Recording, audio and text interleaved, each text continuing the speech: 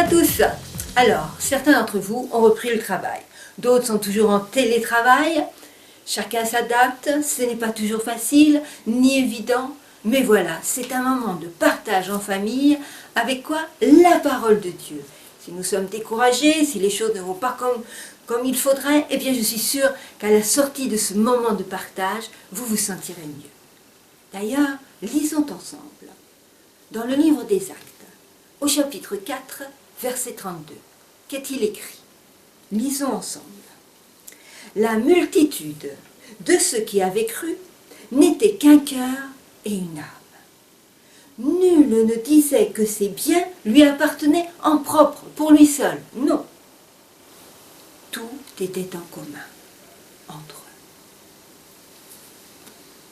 Je voudrais que vous puissiez regarder la suite. Explosion.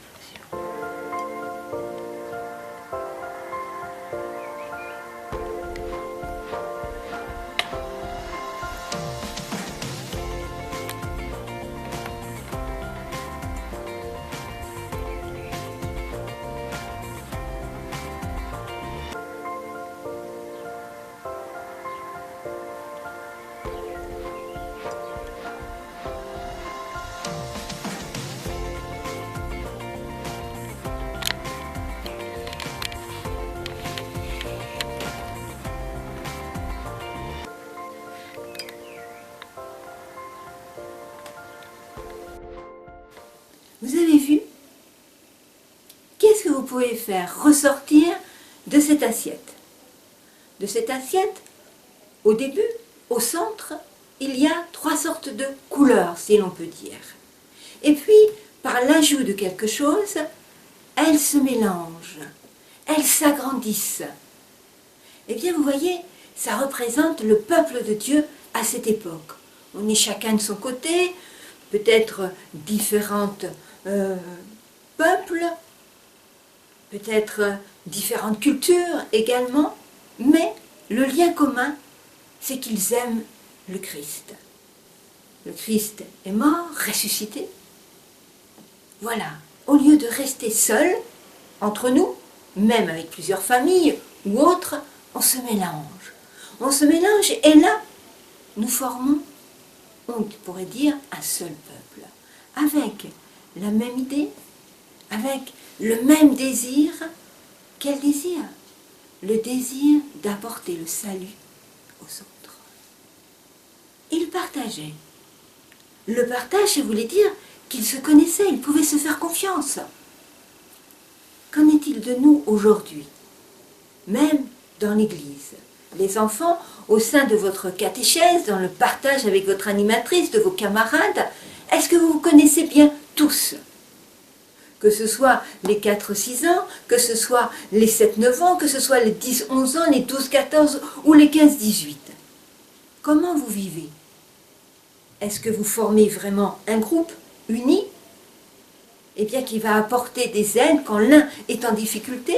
Est-ce que vous allez partager vos idées pour avoir un but ensemble, une action à faire ensemble? En principe, lorsqu'on étudie la parole de Dieu, lorsqu'on y réfléchit, lorsqu'on demande à l'Esprit Saint de nous éclairer, eh bien voilà, on peut avoir un projet pour sauver l'autre. Mais aussi pour aider là où nous sommes, au sein de votre section, mais aussi au sein de votre propre famille. Et vous les parents, comment, dans le groupe où vous êtes de la catéchèse, vous le vivez? Est-ce qu'il y a des critiques? Est-ce que celui-là, je l'aime pas trop? Est-ce qu'il y a un partage dans la bonne humeur, même si on n'est pas toujours en accord? Est-ce qu'on ne prie pas pour cela, pour avoir, eh bien justement, avoir cette même pensée? La même pensée ne veut pas dire penser la même chose, mais les uns et les autres vont apporter sa pierre pour consolider cette idée, pour consolider un projet.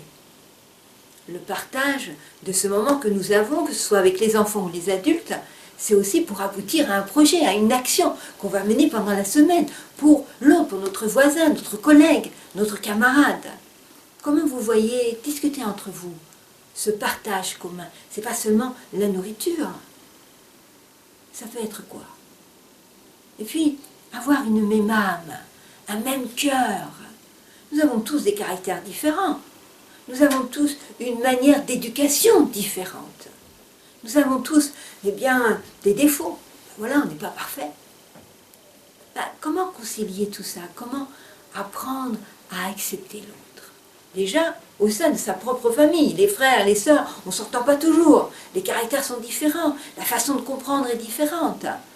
Et vous, les parents, eh bien, parfois vous avez des idées, eh bien, voilà, absolues sur vos enfants. Un désir, voilà, tu feras ci, tu feras ça, tu dois être ci, tu dois être ça. Mais est-ce que vous êtes à l'écoute? L'unité, être aussi, ça veut dire être aussi à l'écoute de son enfant, de son épouse, de sa femme, de la personne qui s'occupe de vous, les enfants. Alors, vous voyez, il y a beaucoup de choses que l'on peut faire ressortir et s'améliorer nous-mêmes et peut-être aussi prendre conscience qu'il y a peut-être des choses qui ne vont pas et qu'il va falloir rectifier. Laissez l'Esprit de Dieu, et bien voilà, intervenir dans votre partage. Alors, voyez-vous, il nous est demandé aujourd'hui de prier particulièrement. Particulièrement, il est dit de prier pour l'Église du Gabon. Voilà. Prions pour que ses membres aient le courage et la sagesse pour atteindre leurs concitoyens. Ce n'est pas toujours évident, ni toujours facile dans certains pays. Prions spécialement pour un groupe à Akanda, qui essaie de s'occuper de personnes handicapées. Ici, en France, lorsqu'il y a un handicap, il y a des aides, des soutiens, et ce n'est pas facile, mais il y a malgré tout de l'aide, de l'écoute, du soutien. Dans d'autres pays, il n'y a pas ce genre de structure.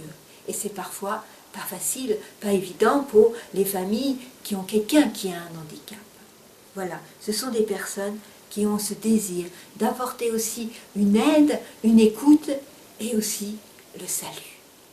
Le salut qui doit être important et que nous devrions aussi avoir important dans notre cœur pour ceux qui nous entourent. Premièrement, notre famille, nos voisins, nos collègues, nos amis, nos camarades d'école. Et puis, il y a plusieurs sujets. Il y en a un deuxième. Prions pour les pasteurs et les responsables de l'Union haïtienne. Nous avons en France des églises haïtiennes. Prions pour les églises de certaines régions d'Haïti, qui sont des territoires de bandes armées. Ben voilà, nous en France, malgré tout, nous sommes, même s'il y a des difficultés ou autres, malgré tout, il n'y a pas des hommes et des femmes comme ça qui se baladent en plein jour avec des pistolets, des armes ou autres, que sais-je. Mais ce n'est pas ainsi dans tous les pays. Prions pour la santé spirituelle, physique, financière et mentale des membres de l'Union haïtienne.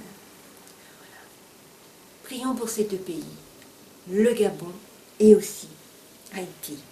Parce que c'est important, même si nous sommes en France, et bien voilà, quand même dans un pays de liberté, où on est quand même protégé, et bien ce n'est pas la situation de tous nos frères, de nos sœurs et des enfants, et bien voilà, qui font partie du peuple de Dieu et qui vivent dans des situations difficiles.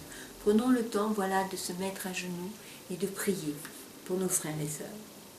Allez, je vous souhaite un bon partage et à bientôt!